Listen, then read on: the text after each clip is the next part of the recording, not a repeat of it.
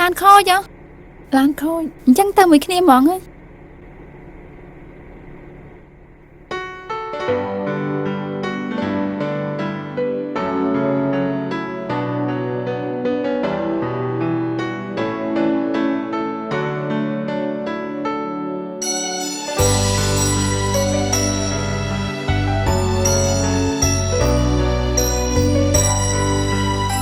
គ្នាទៅមុនណាហ្នឹងហើយសុខសប្បាយយ៉ាងហោចណាស់រូបបងក៏បានដឹងថាពេលនឹងអូនឈឺចាប់ប៉ុណ្ណាទូអូនខនបងមិនឲ្យឆ្ងាយអរាក៏ស្នេហាមិនអាចជួបគ្នា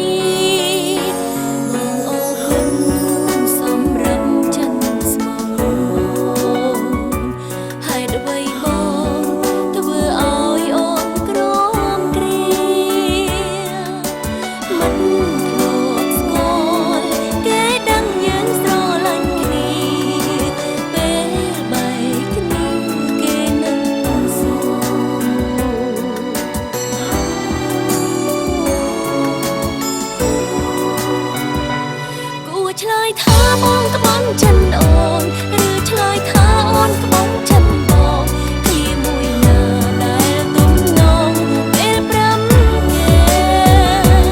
តែទាំងភ្នែកអូនជានាងហោហើយពាក្យបែកបងជានាងប្រាដែលដងអូនមានលេងណាក៏ព្រោះតែបងជួយលាក់ផងកុំឲ្យគេដឹងជួយលាក់រឿងស្នេហ៍យើង